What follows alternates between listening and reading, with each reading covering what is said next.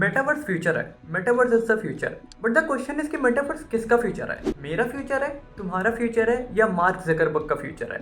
मेरा फ्यूचर है, तुम्हारा फ्यूचर है, या कुछ ऐसे लोगों का फ्यूचर है, ऐसे कंपनीज का फ्यूचर है, ऐसे इंस्टीट्यूशंस का फ्यूचर है जो हमें कंट्रोल करते हैं, जो हमें मैनिपुलेट करते हैं, जो हमारी पूरी लाइफ को, हमारे पूरे माइंडसेट को मैनिपुलेट करते हैं और जो हमें पता भी नहीं चलने देते। और कोई एक इंसान, जो इस केस में मार्क जकरबर्ग है, क्या उसकी विजन इतनी क्लियर है, इतनी नीट है, इतनी यूटोपियन है कि वो एग्जिस्टिंग वर्ल्ड में एक न्यू वर्ल्ड बना दे जहाँ का वो ओनर हो और हम सब जाके उस वर्ल्ड में ट्रैप हो जाएं? क्या हम इतने बेवकूफ़ हैं? और इस वीडियो में उसके ही बारे में बात करने वाला हूँ। And it was my mistake. And I'm sorry. And I'm really sorry that this happened. And I'm sorry for it.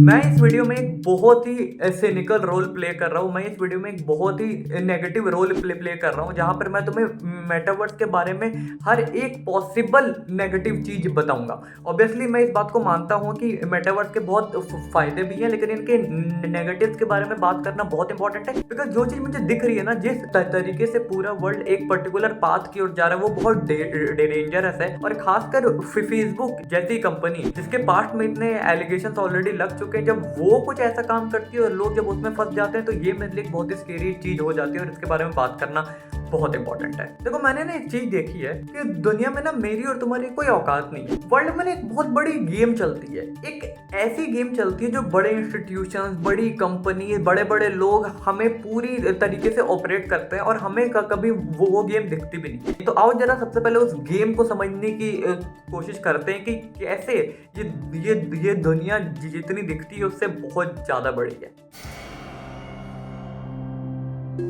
देखो, मेरे और तुम्हारे लिए ना सुबह उठना, काम पे जाना, घर आना, खाना खाना, सो जाना, थोड़ा बहुत टाइम पास करना, हमारे लिए ये जिंदगी है। और हमें ऐसा लगता है कि हमने किसी दिन एक कुछ काम कर दिया तो हमने कितना बड़ा काम कर दिया। लेकिन मैं और तुम ना बड़े सीधे लोग हैं, हमें ना चीजें ढंग से समझ में नहीं आती। वर्ल्ड में ना कुछ ऐसे लोग हैं जिनको चाहिए होती है पावर, जिनको चाहिए होता है कंट्रोल, जिनको चाहिए होता है एब्सोल्यूट कंट्रोल, जिनको चाहिए होती है डोमिनेशन। और वो लोग उस पावर को पाने के लिए, उस डोमिनेशन को पाने के लिए किसी भी हद तक जाते हैं और वो लोग फिर पागल हो जाते हैं। अगर तुम पास्ट में जाओ और तुम पास्ट में देखो, जितने भी वॉर्स हुए हैं, जितने भी इंसिडेंट्स हुए हैं, जो कुछ भी किया है, वो किसने करा है? वो इंसानों ने ही किया है। और इंसानों ने इसलिए किया है क्योंकि उनका एम है पावर पाना, और इस पावर के लिए लोग किसी भी हद तक जाते हैं और उसी के कारण ये सारी की सारी चीजें होती है। और इसलिए ना हमारे वर्ल्ड में बहुत सारी कॉन्स्पिरेसी थ्योरीज होती है। एक कॉन्स्पिरेसी थ्योरी है हमारे सिम्पसन्स कार्टून की। सिम्पसन्स एक अमेरिकन कार्टून है, जिसके काफी ओल्ड एपिसोड में ये चीज शो की गई थी कि कैसे डोनाल्ड ट्रंप इन फ्यूचर में अमेरिका का राष्ट्रपति बनेगा। और वो चीज हुई बाद में। उसी कार्टून में शो किया गया था कि कैसे कोविड फैलने वाला है, और वो चीज हुआ बाद में। तो जब एक कॉन्स्पिरेसी थ्योरी आती है ना, तो बंदा सोच भी ले कि ठीक है, हो सकता है फेक है, 2 आती है, 3 आती है, 4 आती है। लेकिन अगर तुम वर्ल्ड में देखोगे तो कितनी कॉन्स्पिरेसी थ्योरीज है, कितनी मिस्ट्रीज है, कितना कुछ है। तो कहीं ना कहीं इस बात को लेकर यार मैं सोचता हूँ कि नहीं, कुछ लोग हैं, कुछ इंसान हैं जो चाहते हैं कि वो पूरे वर्ल्ड पे कंट्रोल करे, और उसको करने के लिए वो उनको अगर मर्डर भी करना हो तो वो उनके लिए बहुत छोटी बात होती है। जब लोग कहते हैं कि चाइना से कोविड आया तो एक प्लान स्ट्रैटेजी थी, जब लोग कहते हैं कि एक इल्यूमिनाटी ग्रुप है जिसपे लोग अपने सोल को बेच देते हैं तो वहां पे लोग सक्सेसफुल हो जाते हैं, जब लोग कहते हैं कि एनोनिमस एक हैकर का ग्रुप है जो पूरे वर्ल्ड को हैक कर सकता है, तो ये चीज सुनने में बड़ी वियर्ड लगती है। लेकिन कहीं ना कहीं मुझे लगता है कि साला एक गेम चलती है मीडिया की, पॉलिटिशियंस की, टेक जाइंट्स की, पीपल ऑफ पावर की, इंस्टीट्यूशंस की, ऐसे बंदों की जो हमें कभी पता चलने ही नहीं देते कि हम कैसे सॉफ्टली मैनिपुलेट हो जाते हैं और वो लोग पूरे वर्ल्ड को कंट्रोल करते हैं। और वैसे एक बंदा है मार्क जकरबर्ग। इंस्टाग्राम, फेसबुक और व्हाट्सएप, ये क्या चीजें हैं? एक बार सोच के देखो, क्या ये सिर्फ प्लेटफॉर्म्स हैं? क्या ये सिर्फ एप्स हैं? इनका क्या एम है? आज के डेट में व्हाट्सएप और फेसबुक और इंस्टाग्राम हमारे लाइफ का पार्ट बन चुके हैं। और जब मैं ये बात कह रहा हूँ कि पार्ट बन चुके हैं, तो मैं कुछ ऐसे नहीं कह रहा। कल को अगर इंस्टाग्राम बंद हो जाए तो क्या होगा? कितने बिजनेसेस बंद हो जाएंगे, अरबों खरबों के लॉसेस हो जाएंगे, कितने लोगों के करियर्स बंद हो जाएंगे। तो आज के डेट में ये प्लेटफॉर्म नहीं है, ये हमें कंट्रोल करते हैं। फेसबुक तुम्हारे 60 से 70 हजार पॉइंट्स को ट्रैक करता है। जितनी बातें तुम्हें खुद के बारे में नहीं पता उतनी बातें वहां पर लोग फेसबुक में तुम्हारे बारे में जान के बैठे हैं। ये चीजें इतनी हद तक स्कैरी हो चुकी है। कोई तो रीजन होगा ना जब लोगों ने व्हाट्सएप को भर भर के गाली दी थी कि व्हाट्सएप की प्राइवेसी अच्छी नहीं है या फेसबुक की प्राइवेसी अच्छी नहीं है। लोगों ने बहुत बोला बॉयकॉट बॉयकॉट बॉयकॉट। आखिर में कितने लोग हैं जिन्होंने सच में जाके व्हाट्सएप को बॉयकॉट किया? कितने लोग हैं ऐसे? कितने लोग हैं जो उस टाइम कह रहे थे कि नहीं व्हाट्सएप बेकार है, हम सिग्नल का इस्तेमाल करेंगे? कितने लोग हैं जिन्होंने एक्चुअली में जाके सिग्नल को इंस्टॉल किया और व्हाट्सएप को अनइंस्टॉल किया? मेरे आसपास में एक भी बंदा नहीं है जिसने ऐसा किया, एक भी बंदा नहीं है। तो क्या तुम्हारे आसपास बंदे हैं? आई एम श्योर कि इक्का दुक्का बंदे होंगे। तो ये जो एप्स है ना, ये हमारे अंदर ऐसे जिंदगी में घुस चुके हैं, इसका कोई सोल्यूशन नहीं है क्योंकि ये चीजें मास में फैल चुकी है और ये चीजें ग्रुप एक्टिविटी है और पूरे वर्ल्ड को कन्विंस करना कि तुम फेसबुक हटा दो, व्हाट्सएप हटा दो, ये बहुत मुश्किल है। और इसीलिए मार्क जकरबर्ग एक बहुत बड़े पावर के साथ पे बैठा है, वो लिटरली पूरे वर्ल्ड को कंट्रोल करता है। तुम्हें याद है आज से 3-4 महीने पहले फेसबुक, व्हाट्सएप और इंस्टाग्राम तीनों एक साथ बंद हो गए थे और काफी टाइम तक बंद रहे थे। क्या गारंटी है कि वो बंद इसलिए हुए थे कि उनमें कोई टेक्निकल इश्यू था या फिर उनको बंद किया गया था? क्यों ऐसा नहीं हो सकता कि उनको स्ट्रैटेजिकली ऐसे प्लान करके उनको डाउन किया गया था कि पूरे वर्ल्ड में कम्युनिकेशन बंद हो जाए? क्योंकि सिंपल सी बात है, जब फेसबुक, इंस्टाग्राम, व्हाट्सएप बंद है तो एक मेजर कम्युनिकेशन वर्ल्ड की बंद हो जाती है क्योंकि आजकल लोग इंटरनेट पे ही होते हैं और क्योंकि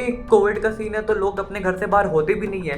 तो क्या पता इनको डाउन करके, ये सारे ऐप्स को डाउन करके वर्ल्ड में कोई ऐसा बड़ा इंसिडेंट हो रहा हो जिसकी हमें भनक तक ना हो।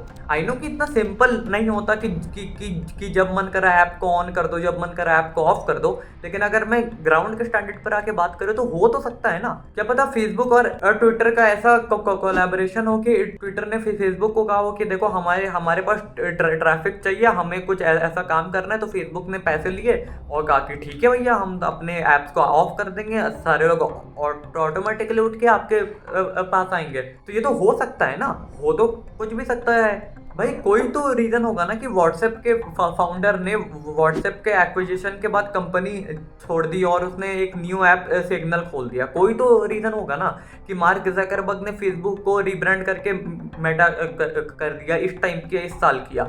जबकि अगर तो मार्क जकरबर्ग के स्टेटमेंट को सुनते हो तो मार्क जकरबर्ग बोलेगा कि मेटावर्स के अंदर पूरी इकोनॉमी बिल्ड करना चाहते हैं। ये सुनने में बहुत सिंपल लगता है, सुनने में हमें बड़ा इंटरेस्टिंग लगता है, but at the same time तुम सोचो, एक बंदा सब कुछ कर रहा है, एक बंदा सब कुछ बिल्ड कर रहा है, तो क्या ऐसा नहीं हो सकता कि वो सब कुछ अपने बेनिफिट के लिए इस्तेमाल कर ले? क्या ऐसा नहीं हो सकता कि हम सब एक बड़े ट्रैप में फंस रहे हैं? अगेन, हो तो कुछ भी सकता है ना। तो देखो, चाहे कुछ भी हो जाए, मैं तो मार्क जकरबर्ग पर कंप्लीटली ट्रस्ट नहीं कर सकता बिकॉज इस बंदे का ना ट्रैक रिकॉर्ड बड़ा ही गंदा रहा है। तुम्हें कैम्ब्रिज एनालिटिका का केस तो याद ही होगा कि कैसे जब फेसबुक के थ्रू लोगों ने पूरे अमेरिका के इलेक्शंस को मैनिपुलेट किया था। 87 मिलियन यूजर्स का डेटा फेसबुक के थ्रू हार्वेस्ट किया गया था और फिर उसे इलेक्शंस कैंपेन में इस्तेमाल किया गया था मैनिपुलेशन के लिए। At the same time Brexit में भी इन्होंने इंटरफेयर किया था, जिसके लिए मार्क जकरबर्ग ने बाद में माफी भी मांगी थी। और सिर्फ प्राइवेसी का स्टैंडर्ड पर नहीं यार, मेटावर्स तुम्हें हर एक स्टैंडर्ड पर डिस्ट्रॉय कर सकता है।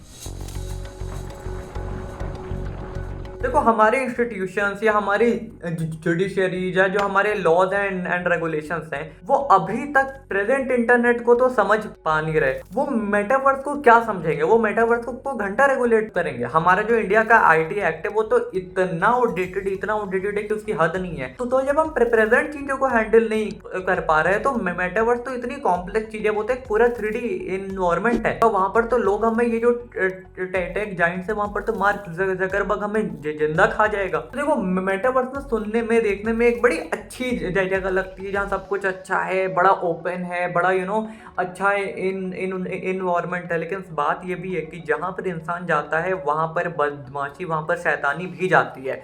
जहाँ पर इंसान जाता है वहाँ पर ये चीजें होती है। और मेटावर्स तो पूरा अनबाउंड्रीड है, वहाँ पर तो कोई रेस्ट्रिक्शंस ही नहीं है। तो वहाँ पर तो इलीगल चीजें होती रहेंगी। वहाँ पर ह्यूमन राइट्स का क्या होगा, वहाँ पर सिक्योरिटीज का क्या होगा, वहाँ पर रेसिज्म, जजमेंट, इन चीजों का क्या होगा? उनकी रिस्पॉन्सिबिलिटी कौन लेगा? हमारे लॉज तो लेंगे नहीं, क्योंकि हमारे लॉज बहुत आउटडेटेड है। और हमारे खैर आई गेस पूरे वर्ल्ड में अभी लॉज इतने स्ट्रिक्ट है ही नहीं कि वो इंटरनेट को रेगुलेट कर पाए। और जबकि मार्क जकरबर्ग हम सबसे 100 स्टेप्स आगे, उसको पता है कि गेम कैसे खेलते हैं।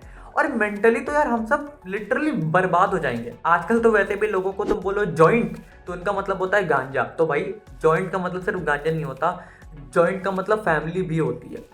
एक टाइम था पहले जब पूरा गांव एक साथ रहता था, फिर वो घट के हुआ कि पूरा मोहल्ला एक साथ रहता था। रहता मतलब एक घर में नहीं रहता था, लोग मिलते थे, बात करते थे, शेयर करते थे, एक कम्युनिटी होती थी। फिर वो गांव से मोहल्ला, मोहल्ला से एक जॉइंट फैमिली हुआ, जॉइंट फैमिली से न्यूक्लियर फैमिली हुआ। और अब तो लोग बिल्कुल अकेले रहते हैं। हर बंदा अपने रूम में इंडिविजुअली रह रहा है, इंटरनेट में मशगूल है कि किसी को पता नहीं घर वालों से बात करे कितने साल हो गए। तो ये बड़ी जो मेंटल हेल्थ का पूरा उठा है कि मेंटल हेल्थ खराब हो रही है, उसके पीछे ये रीजन बहुत बड़ा है और वो है इंटरनेट। और यार सोशल मीडिया तो फिर भी 2D है, मेटावर्स तो कम्प्लीटली 3D होगा। तो देखो क्या है ना, हम सब पागल हो चुके हैं, हमारी मेंटल हेल्थ बर्बाद हो चुकी है। और मेटावर्स में तो न्यूज ये भी आ रही है कि वो तुम्हारे फेस रिएक्शंस को भी ट्रैक करेंगे, वो तुम्हारे बायोमेट्रिक्स को ट्रैक करेंगे, वो तुम्हारे वोकल टोन को ट्रैक करेंगे, वो तुम्हारी वॉइस की इन्फ्लेक्शन को ट्रैक करेंगे।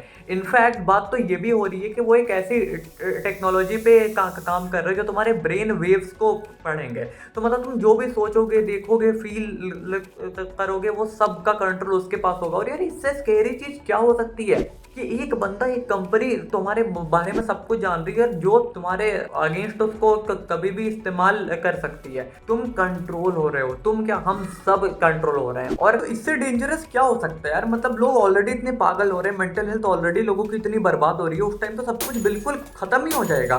फ्रेंड्स, फैमिली, ये रिलेटिव्स, ये रियल वर्ल्ड, सब कुछ फॉर्मेलिटी बन जाएगी। तुम बिल्कुल बर्बाद हो जाओगे, क्योंकि तुम सोचो तुम एक ऐसी दुनिया में मस्त हो जाओगे, तुम्हारे आसपास वाले लोग एक ऐसी दुनिया में मस्त हो जाएंगे जहां पर उनका रियलिटी से कोई वास्ता ही नहीं है। और जब तुम्हारा मन होगा कि तुम रियलिटी में आओ, तो तुम देखोगे कि तुम्हारे घर वाले लोग कोई अपना VR हेडसेट पहन के घूम रहे हैं, कोई मेटावर्स में अपने पता नहीं अमेरिका के दोस्त से बात कर रहे हैं। रियलिटी तो कुछ रहेगी ही नहीं। तो ये जो पूरा मर्जर है ना, एक रियल वर्ल्ड और ये वर्चुअल वर्ल्ड का, ये मुझे तो इतना स्केरी दिखता है, इतना स्केरी दिखता है कि जिसकी कोई हद नहीं है। और जब मैं ये सोचता हूँ कि ये सब कुछ एक सर्टेन ग्रुप ऑफ लोग ही कंट्रोल करेंगे, तो मेरे दिमाग में ये भी बात आती है कि भाई हम कहाँ जा रहे हैं।